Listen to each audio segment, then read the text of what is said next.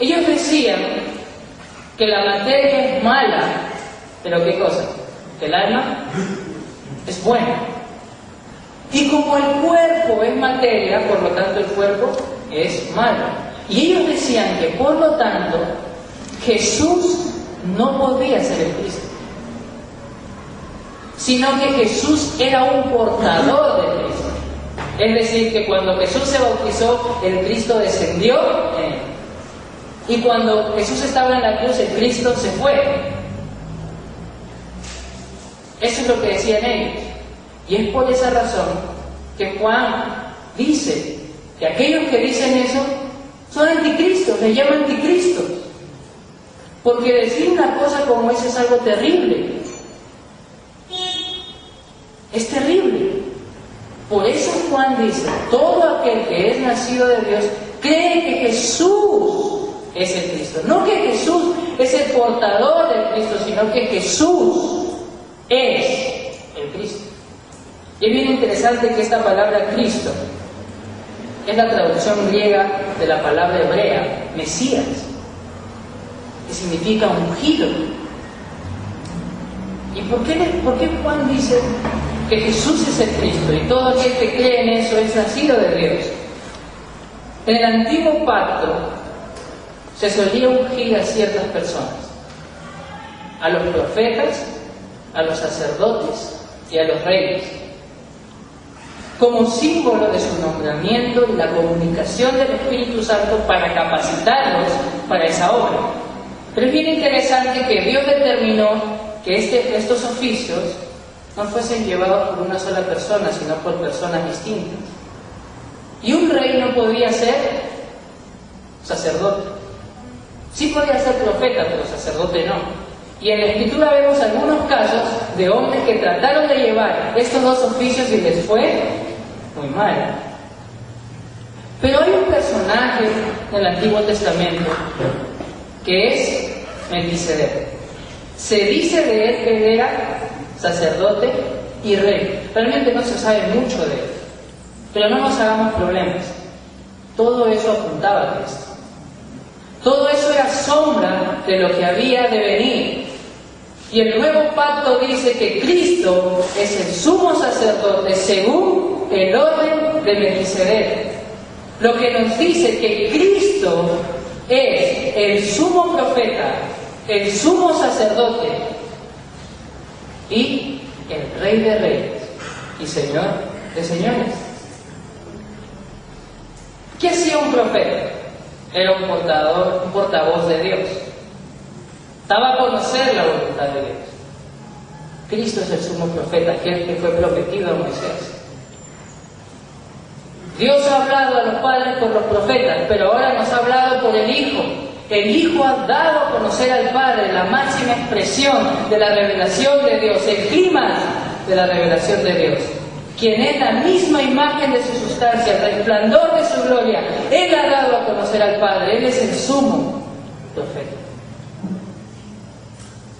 Pero es el sumo sacerdote. Y el sacerdote lo que hacía era interceder delante de Dios a favor del pueblo, en virtud de un sacrificio. Y Cristo es nuestro sumo sacerdote, pero Él también es el sacrificio. Él se presentó a sí mismo como sacrificio para ganar eterna redención. Él se dio a sí mismo, pero también Él es el Rey de Reyes y Señor de Señores. En virtud de su obediencia, el Padre lo exaltó hasta lo sumo y le dio un nombre que es sobre todo nombre, para que en ese nombre toda rodilla se doble y toda lengua confiese que Jesús es el Señor. Creer que Jesús es el Cristo significa creer en Él conforme a las Escrituras. Y es bien interesante porque Juan lo que estaba haciendo era un Cristo, pero que no era conforme a las Escrituras. Era un Cristo que nacía de su propio corazón, de sus ideas, de sus filosofías. Pero no eran nacidos de Dios, estaban en tinieblas, porque Dios es luz. Ellos no habían nacido de Dios. Y eso va a mostrar que hay personas que creían en... Es muy importante. Porque la gente afuera puede tener ideas de Jesucristo, pero si nos damos cuenta, no son conformes a las Escrituras. ¿Por qué? Porque solamente se puede creer en Cristo conforme a las Escrituras si has nacido de nuevo. Y vemos cantidad de hombres hablando de Cristo, pero es un Cristo que más parece Papá Noel, es un Cristo que parece un secretario, es otro Cristo, no es en las Escrituras, es un Cristo que nace del corazón de hombres corruptos. Pero nuestro Cristo no es eso. Nuestro Cristo es soberano y es Señor. Él es Señor. Por eso Juan dice eso. Y el que es nacido de Dios cree en Cristo conforme a las Escrituras. Y es necesario hacer una pregunta muy interesante. ¿Qué viene primero? ¿El nuevo nacimiento o la fe? ¿Qué es primero? ¿La fe o la regeneración? Bien, muchos dicen que tú tienes que creer para nacer de nuevo. Lo he leído. Que su Dios es el vientre.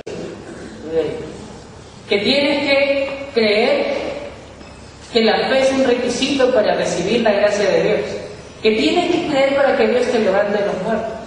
Pero será así. La Escritura enseña eso. ¿Qué dice nuestro texto? Primera de Juan 5:1. Leamos otra vez.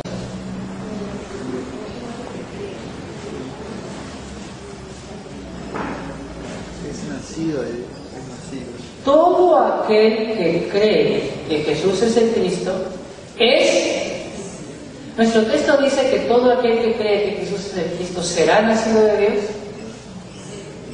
No, dice es. ¿Qué significa eso? Que la verdadera fe es un fruto del nuevo nacimiento. Que Dios primero nos hace nacer y el que es nacido de Dios va a creer que Jesús es el Cristo. Ahora, esto no significa que tú naces de nuevo un día y después de 3 años vas a creer.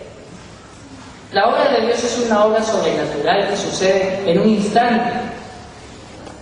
Pero hay una razón por la cual Dios quiso revelar esto. El nuevo nacimiento primero.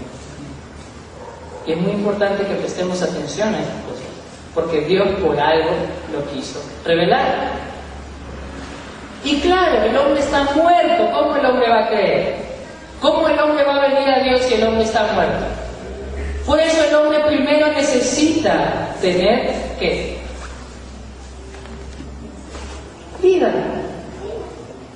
Si el hombre está muerto. Efesios lo dice claramente, ¿cierto? Efesios 1, mira.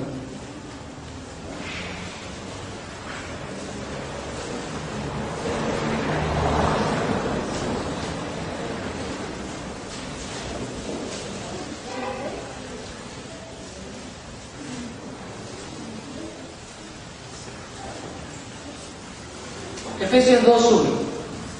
¿Qué es lo que dice? Y Él os dio vida cuando estabais muertos en vuestros delitos y pecados. La Escritura claramente dice que el hombre sin Cristo, el hombre natural, está muerto. Lo vuelve a repetir en el capítulo 2, versículo 5. Y en el capítulo 4 de Efesios también lo vuelve a decir en el versículo 18. Dice, teniendo un entendimiento entenebrecido, ajenos de la vida de Dios, por la ignorancia que en ellos hay, por la dureza de su corazón. El hombre por el pecado ha muerto, está ajeno de la vida de Dios. No tiene la vida de Dios, ha sido destituido de la gloria de Dios. ¿Por qué? Porque todos han pecado.